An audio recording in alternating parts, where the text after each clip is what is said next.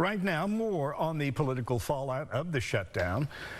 We're joined by Republican strategist Jackie Bailey and Democratic strategist Dallas Jones. Good morning to you both, and thanks for being here. Hope you had a very Merry Christmas. We did. Thank you. Okay, now let's talk about this shutdown. How long do you think it's going to last?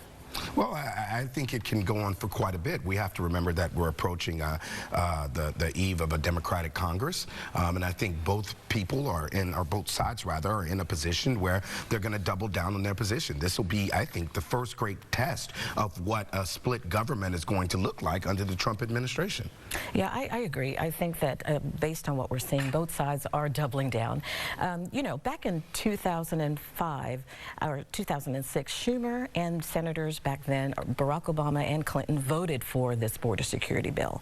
And then fast forward, the Democrats voted for $40 additional billion for this security bill. Our current president is asking for a reduced number of that, from that, a significant smaller number.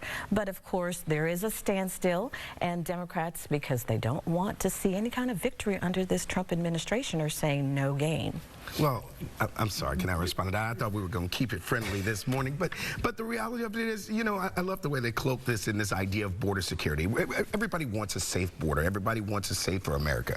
What we're talking about is a wall. We're talking about this wall that's going to cost taxpayers $5 billion that, frankly, no one has deemed as necessary except for the president. Now, you mentioned the House changing hands.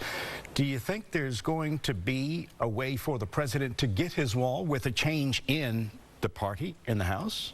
Well, I definitely think that it's going to be more difficult for him. As I mentioned, a lot of these Democrats were in support of having a border security, border fence, border wall, no matter what you call it, it is border security. And ICE agents have said that where there are barriers, that there's been a reduced amount of illegal activity. There's definitely evidence of that. But Democrats are saying, look, this is called a Trump wall. We don't really want to see him effective as a president. So it's going to be even more difficult now that the Democrats are running the House. I think the president has a lot more to worry about than a border wall.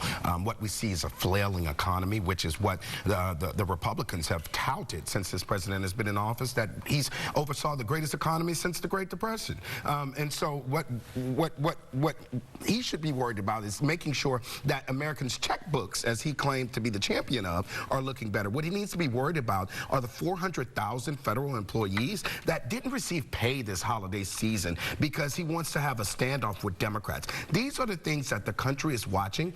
Elections have consequences, as we saw in the past midterms, and President Trump ought to be worried about if he's going to maintain his place in the White House. Well, we all know that the stocks fell about 600 points on Monday. How does that impact the president? Because he's been talking, as you mentioned, that this has been a great economy. Well, you can't have it both ways. I mean, we've both sat here on this show, and he said the reason why our economy was doing well was because of Obama. So you can't blame the president for one thing and then give President Obama only the credit.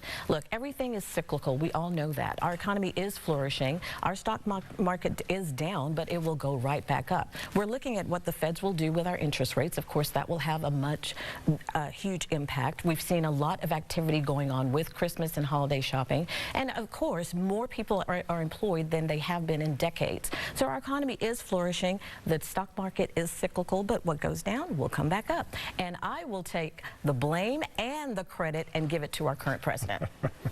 Well, well, good. I'm glad you will take the blame. The credit, not so much. We will disagree on that.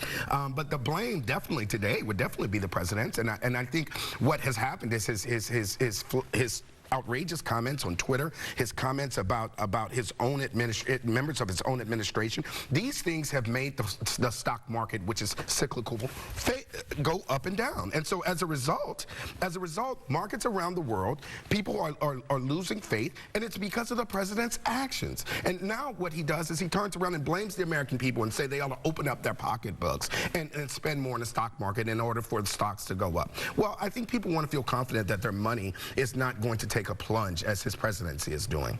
We can discuss this for hours, but we're running out of time. So thank you so very much, Dallas and Jackie, for joining us the day after Christmas. Thanks for having us. Always fun. Lena.